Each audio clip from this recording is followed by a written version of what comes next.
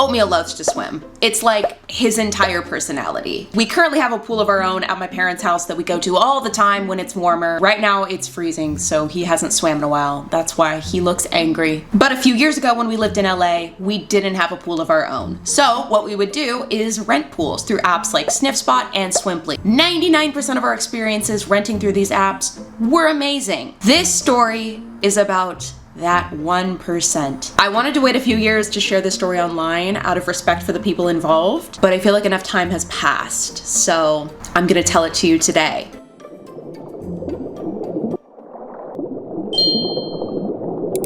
One day I had this great idea of getting 2 of my other dog influencer friends together and having a little dog pool party. So we agreed on a day and a time that we were available, and I was like, don't worry guys, I got the rental. It'll be a piece of cake, right? Wrong. Every time I booked a pool that was available at that specific date and time, I would message the host and be like, hey, just want to let you know, we're gonna be arriving with 3 large shedding dogs. And the host would get back to me and be like, no, you're not. Our pool filter cannot handle that. You're gonna have to find another pool. And this happened with like 5 different pools that I tried to rent. Each one was like, our pool filter cannot handle 3 large shedding dogs. And I was about to be completely discouraged when I found one more listing that was available. So I booked the pool. They have their listing set to instant accept, so I'm confirmed right away. And then I reach out to the host and I send him a little message just being like, hey, we've got 3 large shedding dogs. Just want to make sure that's okay with you.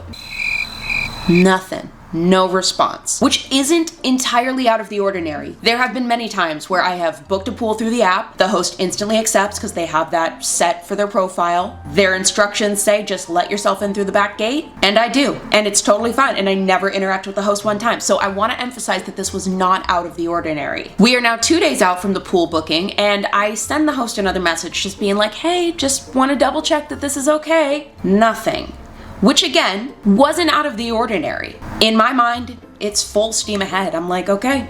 I confirm with my friends, I'm like, guys, we're gonna show up Saturday at noon. And they're like, got it, Saturday at noon. So the day rolls around, and I wanna get to the pool rental a little bit early just so I can set up. So I load up the car with Oatmeal, his oat boat, all of our pool toys, and we pull up to the house at about 11:45 a.m. I double check the instructions in the app, and it says, let yourself in through the side gate. Perfect. So we let ourselves into the front yard and we start to make our way towards the side gate when a very disheveled looking woman comes out of the house and looks at me with the utmost confusion. And this woman says, who are you? And I say, oh, hi, I'm the pool rental. See, I'm booked for today. The lady looks even more confused. So I say, are you Lisa?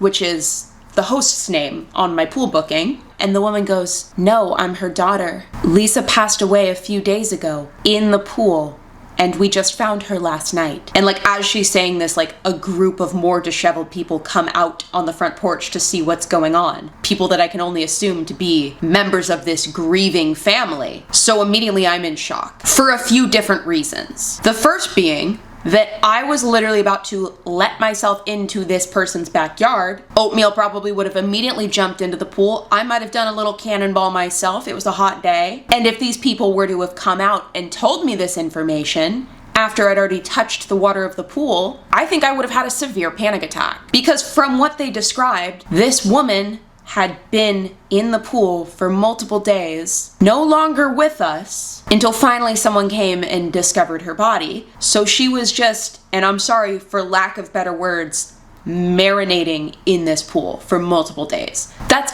awful. Oh my gosh. If I would have touched that water, I would have needed 10 of the hottest showers on earth back to back to back. And I still don't think that would be enough to erase the feeling of that off of my skin, if that makes sense. So that's the first thing that's kind of like in my head. The second is the way that Lisa passed is a way that I could see myself going. She lived alone, went for a swim in her backyard, maybe hit her head or something, and just that's how she went. No one found her for days. Like, that's genuinely, like, I could see that happening to me. So all of these things are floating in my head. And like, not to say that like my shock of this situation was equal or even worse than her family's, who had discovered her like that. Like, oh my gosh, that's awful. Can you imagine going through that and then like a stranger walks into the front yard of your parents' house and asks to go swimming in the pool where they like, That's crazy. That's crazy. The family was so sweet. They were like, we can Venmo you to like refund what you paid. And I was like, no. Do not. Like, you have so many other things to worry about right now. Like, I'm gonna go. Don't worry about me. I'll deal with it. Like, so now I have to tell my friends who are now just arriving. They pull up in swim trunks and bikinis and I gotta be like, hey guys, this is what's going on. And obviously they are just jaws on the floor because like, what? So we ended up just going to a nearby dog park and hanging out and chatting that day. Pool party never ended up happening. I don't think it was meant to be. That was crazy. I had such good experiences renting pools that this was just a jarring experience. I'm just so glad that the family stopped me from going into the backyard. And like, R.I.P. to Lisa. That's a fictional name I gave her, by the way. But like, that's such like, oh, and her family, I hope they're doing well. But yeah, so that was absolutely insane.